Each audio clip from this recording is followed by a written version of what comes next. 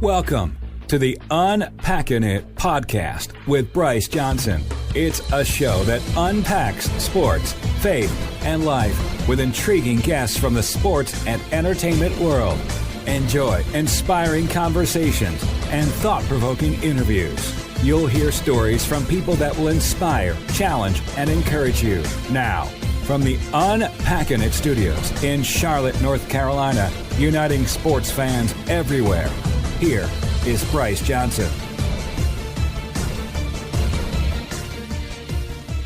Welcome to the Unpackin' It podcast, where we unpack sports, faith, and life with intriguing guests from the sports and entertainment world. I'm Bryce Johnson. Hope you're doing great today. It's our Monday recap show where we take a look at the weekend and have some fun unpacking the biggest stories and games and topics. And so, man, I got a special guest in studio today that I'll introduce you to him in just a moment. Be sure to check out our website, unpackinit.com. And also, make sure you sign up for our weekday email devotional. We call it Unpack This. It's a quick thought about sports, faith, and life. And at the end of today's podcast, we'll do today's Unpack This podcast version, and it's about the NBA All-Star Game. And really, today's show is all about All-Star Weekend because I'm a huge NBA fan, and really, it's one of my favorite sports weekends of the year. I just love it from Friday to Sunday. There's so much going on.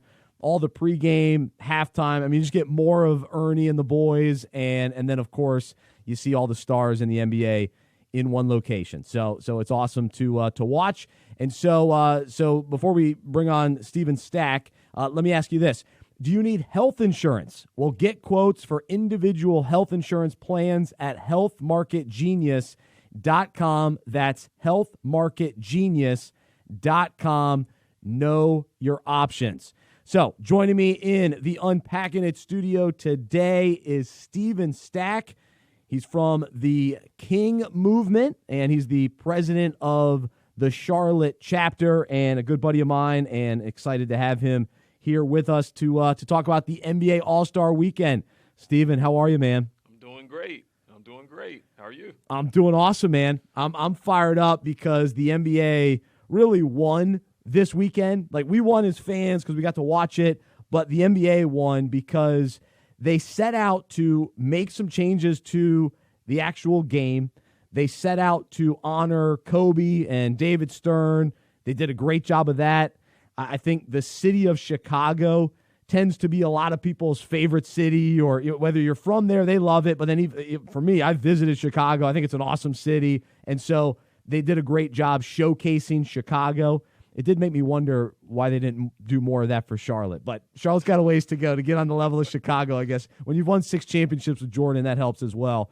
But where was Jordan? I didn't see much of Jordan. Right. I saw they had like a little clip of him speaking in front of like which was cool. That was cool. Like just the outline of the city with a collection of different Chicago greats. But it would have been great for him to be in the building. I didn't see him, and yeah, I always wonder about that. It was the same thing in Charlotte. He didn't do a ton when the All-Star game was here. I always wonder about that. But anyway, Isaiah Thomas was kind of the spokesman. Common, Chance the Rapper, Dwayne Wade, all those guys really, their presence was felt throughout the weekend. Before we talk about the game and that fourth quarter that everybody's talking about, we got to go back to Saturday night, the slam dunk contest, which, I think many years there's hype, and sometimes it falls short of the hype, and then some years it's awesome and great dunks, great dunkers, and it's just kind of hit or miss. This year, the actual contest was phenomenal. We saw multiple 50 dunks. The fact that Dwight Howard was in it made it intriguing. He didn't necessarily wow people, but it was cool that he was back in the mix. And then we saw back-to-back the battle, Derrick Jones Jr. and Aaron Gordon. And I don't know where you come out on this, so I'll let you go first. Okay. At the end of the night, who did you think should have won, and what did you think about Derrick Jones actually going home with the trophy? I personally would have loved to have seen Aaron Gordon get the win. So we're on the same page then. Yeah. All right. And I believe that he had one of the greatest dunks I've ever seen. The through the legs. The one where he catches it off the side of the backboard, does a 360 that one. dunk. Yeah. That one, I was sitting, like, when I saw it live, I was like, wow. And then when I saw it in slow motion, I was like, oh, my goodness. Yeah. That was crazy impressive. I thought he got robbed the time before against Zach LaVine in a previous dunk contest. But, yeah, I believe that he should have won it. It was outrageous. So I love the dunk contest. My wife, who's not necessarily a sports fan, she gets into the dunk contest as well. Because what ends up happening over the years is it's always right near Valentine's Day. So we're hanging out normally, Valentine's Day weekend, the All-Star Game weekend. I got to keep an eye on it. So she's just embraced the dunk contest. She stormed off the bed. She was upset that Aaron Gordon didn't win. This is unacceptable. No, we were mad 2 years ago. Whenever he jumped over the mascot, to me, that was the dunk. That's the winning dunk. And then this year, it was dunk after dunk after dunk. He owned the dunk contest. Yes. Because every time he was out there, he did whatever he wanted in the air.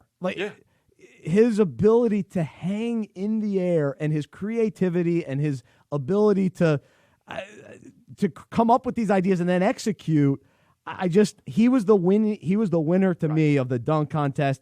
And Derrick Jones, I loved his smoothness and a great dunker. I mean, he did a phenomenal job, but he wasn't the winner of the night. Right. He really wasn't, but he went home with the trophy. And so, yeah, I was upset about it. I don't know if we blame Dwayne Wade or who. Yeah, there was some home cooking going on. It just didn't seem right. But, if you're Dwayne Wade, who cares if a Miami guy wins? You're not even playing there. I don't know. To me, it just wasn't worth putting your reputation on the line. We all knew Gordon should have been the winner. Right, and it was the perfect ending, too, to have Taco Falls come out. You dunk over him.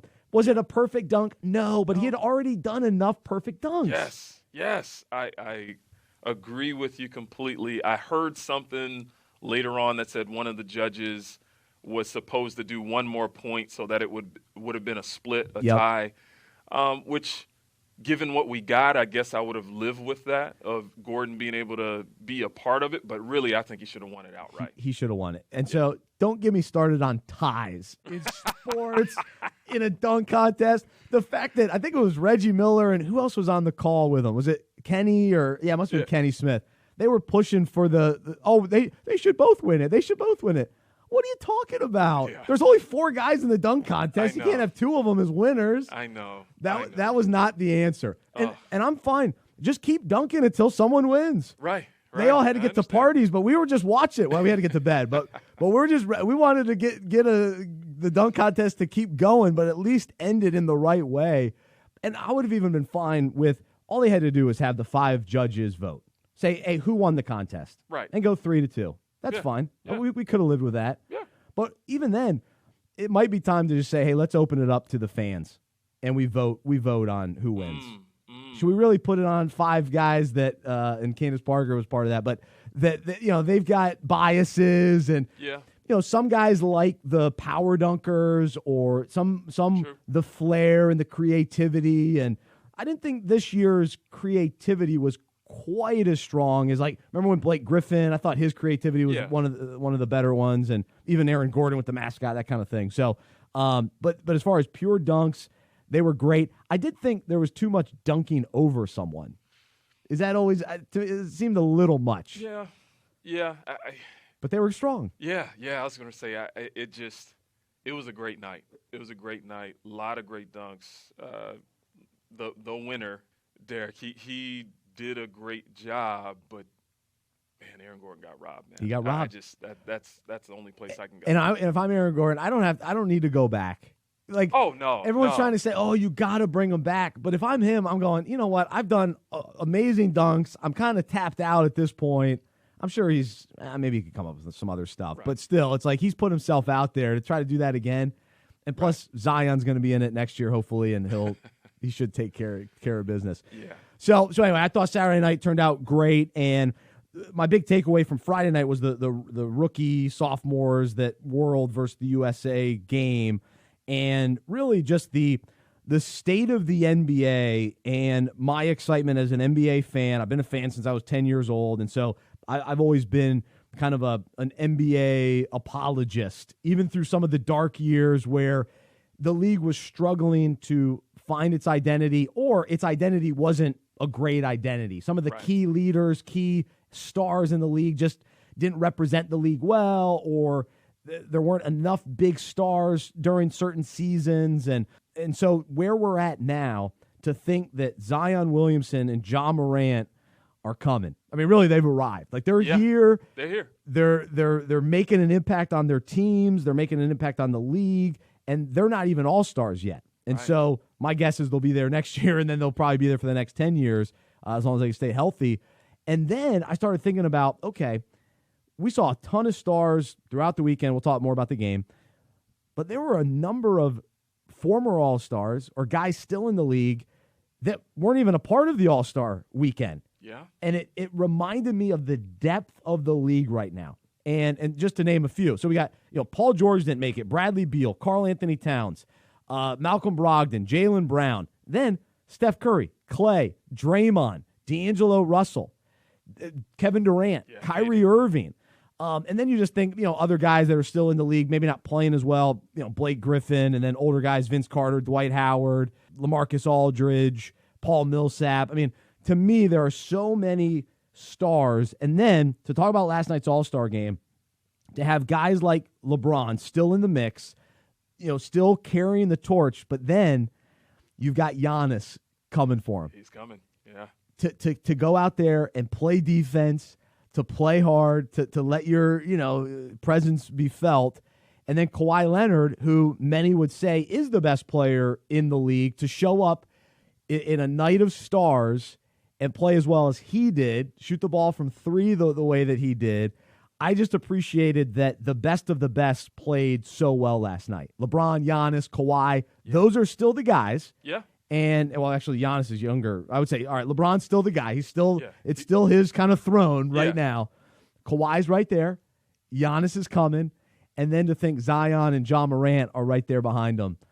To me, it's like, wow, look at the depth of the league. I love it. But what was your kind of just big takeaway from All-Star Weekend, specifically last night, and just kind of the celebration of the sport and where we're at in the NBA? Last night was incredible to me. I loved the format changes. So they had competition for each quarter, which was great. It really was. It really was, because you're seeing money for charity be on the line for the winners of each quarter. We got a tie in the third, which is like, okay, what are they going to do with that? They said we're going to carry it over to the last quarter, which I would have liked. I didn't love that. But I was like, I would have liked for them to have something to have that quarter be won or lost. Yes, exactly. Don't get me started on ties. Right. But the fourth quarter was incredible. So I actually talked with my wife. She knows me very well. She was already asleep. She wasn't feeling well yesterday. And so I just told her when I was watching the fourth quarter, I was actually standing up. And for her, she knew that was a big deal. Because I'm like, I only do that for games that actually matter. I'm like, I'm actually standing up in front of the television in an all-star game, watching it like, man, who's going to pull this thing out? So, yeah, I mean, taking charges. We got yelling challenges. At the refs. Right. Yeah, we had challenges. We had barking at the refs. Diving for loose balls, or at least fighting for loose balls, grabbing rebounds. Right. Like real defense. Like you're getting block shots. Like Giannis blocks a fadeaway. Oh yeah. With LeBron and the one they pinned. Controversial and little. I didn't care either way on that one. If they had called goaltending, fine. And jump ball worked well. Been fine too. Yeah. So you had that. You got LeBron. He knocks it off of Giannis's leg. Down the stretch, guys heaving threes to try to end it with the target score of 157. It was awesome. The fact that Anthony Davis missed the first free throw added even more drama. Right. But the fact that they really bought into it, and I think when the news first came out that they were making these changes, it felt gimmicky or it was very confusing. Like it actually wasn't confusing, but it was confusing to explain. Like Correct. with the different quarters, and it's like, wait, how does it work? And even Marv Albert was having a tough time explaining what was going to happen. But ultimately, it was like, oh, that makes sense. It's easy. Right. And so once the guys got out there, they bought into it, and that fourth quarter started, and you could feel the intensity. The crowd was into it, and the fact that they were playing in honor of Kobe Bryant and really played like Kobe Bryant, and because Kobe always played hard in the All-Star game. Maybe not always, but when he wanted to, he would. And when he wanted to go out and get the MVP, he would. and that was awesome that then multiple guys played tough. Like usually in most years, one or two guys, they say, all right, to go for it. I'm going for the MVP. And you kind of figure it out early, and a lot of times it's the hometown player. And so no one from Chicago other than Anthony Davis, who's from there, but no Bull player was a part of it, which I thought they should have had Derrick Rose in the mix. Where was Derrick Rose, too? Even though he's not a Bull now, but when I think Bulls in recent years, you got to anyway. Side note, but the fact that they're wearing 24 and playing hard, I thought was really neat too. And I will say, them all wearing the same number, even though I knew who all these stars are, was still a little confusing. It was When you're watching a fast-paced game. Honestly, part of me at times, I thought it was Kobe Bryant. Like it was weird. So what's his name? Chris Middleton. Yeah. Because he was on Giannis's team wearing 24, there were a couple of times where obviously I know it's not Kobe on the floor, but like his build seemed to be similar to him. So it'll be good for them to wear their actual numbers going forward as far as just for viewing purposes. Yeah. So it was cool that they honored, and like the flashes of Kobe. It's like, whoa, those who is that? But it did make it a little complicated. But I thought overall it was neat the way that the NBA set it up, and it was well executed. I mean, how many times do we have ideas or things you think, I wonder if that's going to work, and it actually did. The players loved it, fans loved it, and this hopefully is now the new standard. And think about it. Yeah. I mentioned Zion. Who plays harder than Zion right now? Right. So if he's your next guy coming in, that breathes new life into the All-Star game moving forward too. I'm making a lot of leaps here, thinking that he's going to be an All-Star next year, but it's fair to. I think he'll get voted in nonetheless. If he's honestly for Zion, if he's healthy, he'll be there. Yeah. That's my take on it. Just even what he's played, like 10 games. He's playing like an All-Star. Right. Yeah. Right. So, but I gave that list of all those guys that didn't make the team this year. I mean, it's going to be fighting to make that roster. Yeah. Studs, if everybody's healthy, will get left off, and that makes it interesting too. But yeah, to see a fourth quarter in the All-Star game where you actually are caring who wins. They want to win. We want to know who wins. I don't even know if I was pulling for either team necessarily. I was just kind of enjoying watching intense basketball coming down the stretch. To see all the top players on the floor together, it's just what makes it fun. And so this isn't the exact midpoint of the season, but it always kind of becomes that midpoint. All right, second half of the year, what teams do you feel like are the teams that will catch fire, you're most confident in moving forward, who maybe will surprise some people and get hot down the stretch? Anybody come to mind? Any teams or players that you're keeping an eye out for? So you've got your obvious teams. You've got Lakers, Clippers in the West. Got the Bucks in the East for the title contenders. For me, I think the champion's going to be one of those three teams. Then if I take a little slice away from that and say the next tier down, I'm looking at Houston, which they've made some interesting changes going to small ball. I'm out on Houston. So I don't think that they can win it. I like the fact that they decided, hey, we're just going to go all in on this, so it's either boom or bust, because they weren't going to win it anyway. No, they weren't. In my estimation, but at least they're interesting now. So we'll see what happens with them, and I'm kind of going progressively up from here. So then you've got the Celtics, which they'll be interesting. Yep. Our former hometown favorite, Kemba. Oh yeah, I pull for him. Right. They've been playing playing well with the Celtics, and they actually had a really big game against the Clippers right before. Yeah, that was a great way to end the first half of the season. Right. Yeah, Jason Tatum was incredible in that game. Philly's interesting to me. If they can ever get on the same page, Embiid and Simmons, they could be something special. I just don't know if they're going to pull all those things together. But those would be the next tier down of teams that I would say at least are interesting. Yeah, so I really like the Celtics team. I think they're good enough to make it to the finals. They're in third right now behind the Raptors and the Bucks. The Bucks are clearly the team to beat, though.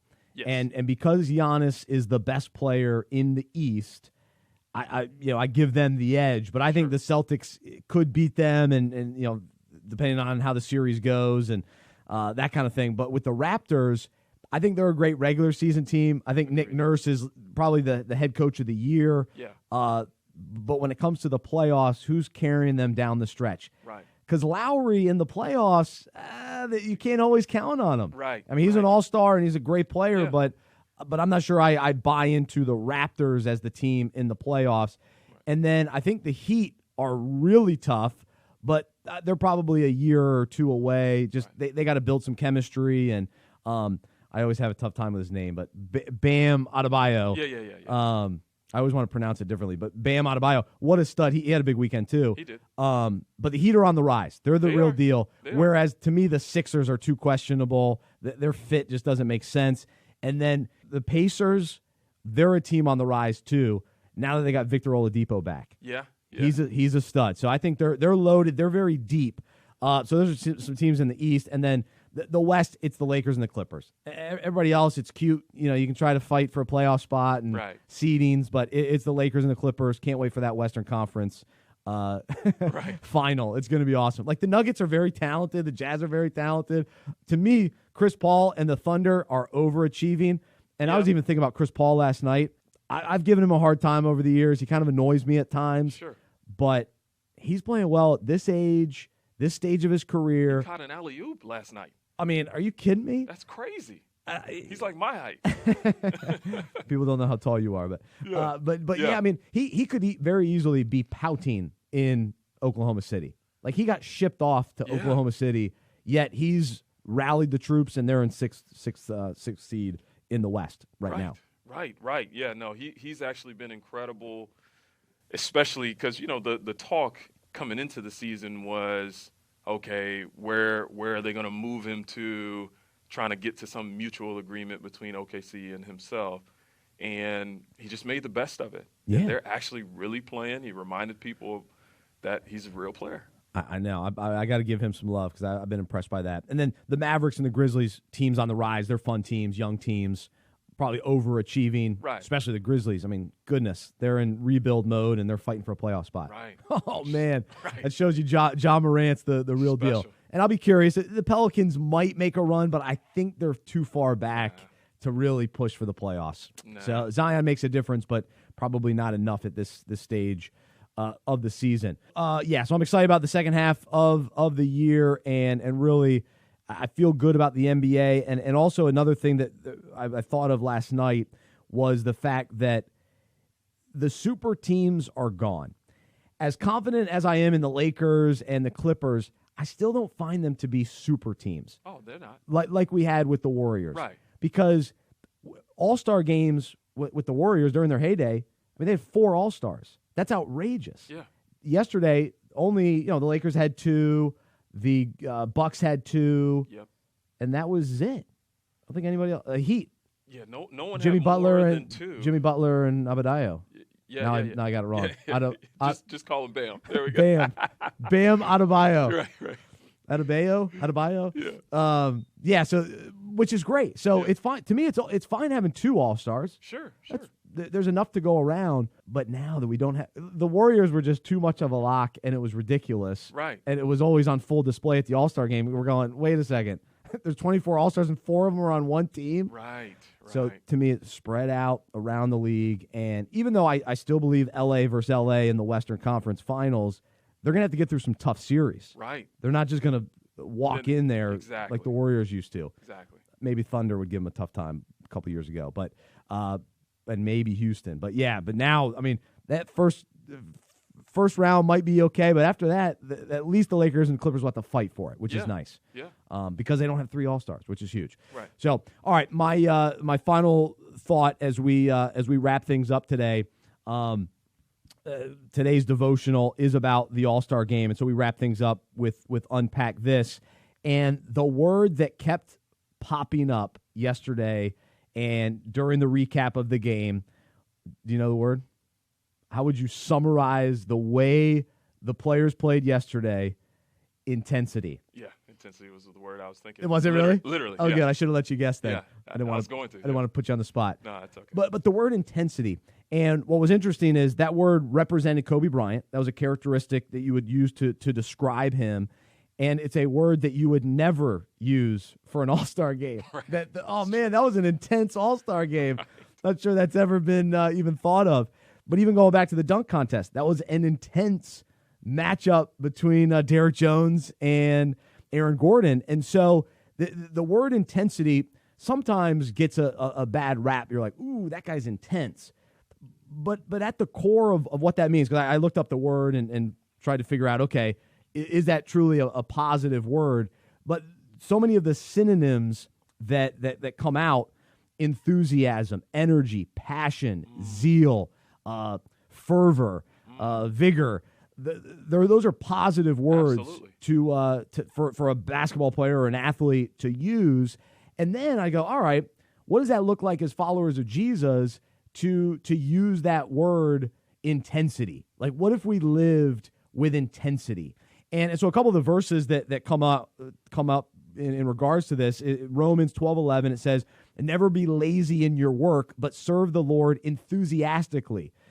Colossians 3:23, most people know. In the Amplified Version, it says, whatever you do, whatever your task may be, work from the soul, that is, put in your very best effort as something done for the Lord and not for men. And so we can work and serve and love and live with intensity, with passion, with zeal, with fervor. And you can see the difference because in years past, I even wrote a devotional a couple years ago about the lackadaisical all-stars, where they were getting, a bad rap for just kind of showing up, not really caring, and being just kind of casual and not taking the all-star game seriously. But what a difference it was. Now everyone today was talking about that game in a positive light, talking about the NBA in a positive light, right. And you could see the intensity shining through. And so for us, the challenge is, am I living with intensity? Do I take the call that God has on my life seriously? Am I living with an enthusiasm that people notice? And just like the players yesterday played with intensity and honored Kobe Bryant, when we live with intensity, we're honoring the Lord. And people see the Lord shine through us and see who he is in us. And intensity is a way to demonstrate that, right, when it represents enthusiasm, excitement, passion, zeal. So that's the encouragement for today here on Unpacking It. Any final thoughts before we wrap things up? And then we also got to talk about a big event coming up as well. Yeah, I would say just to your point in talking about intensity, when you see someone doing something with fervor, with enthusiasm, it makes you want to watch what they're doing. It makes you look to them to pay attention. I mentioned earlier, I'm standing up. That's right. In front of the television, watching. It captivated you. Right. In a game that was an exhibition. That's right. It drew me in, and connecting that to our faith, when we live that way, it can help draw people in to know our Lord and our Savior. So I love it. Yeah, no, it's awesome. Well, Stephen's part of a ministry, nationwide ministry. We've had Chris Broussard on the show before, and he's come on and talked about the King movement. And so you're the president of the Charlotte chapter. I joined you guys a few months ago, and it was awesome, and nice. Loved being a part of it. Absolutely. And so coming up, though, in Charlotte, it's a national summit coming up in March. Derwin Gray is speaking. Chris Broussard is speaking. how fired up are you to kind of be hosting it in our city, Charlotte? But guys are going to be coming in from all over the country to be a part of this. Right. Yeah, no, I'm very much looking forward to it. Just a great collection of men getting together with the purpose of just honoring God, encouraging one another, and even the theme for this year's summit is called "We Are One," and so verses that I think about would be in John chapter 13 and in John chapter 17, where it talks about we'll be known that we're God's disciples by our love for one another, and also us being unified will show that God the Father sent Jesus. And so the thought behind it is, hey, we're one, we're together, we're living in a society that has so many things that are trying to divide us or polarize us, but we really want to be united under the cross of Christ. So that's very much what I'm looking forward to. Any man can come out for it. We'd love for you to be there. The website, if you want to know more information about it, is kingsummit2020.com. And that's King, K-I-N-G, Summit2020.com. Love it. It's March 27th, that weekend. Correct. So a couple different events. There's a basketball tournament. Yep.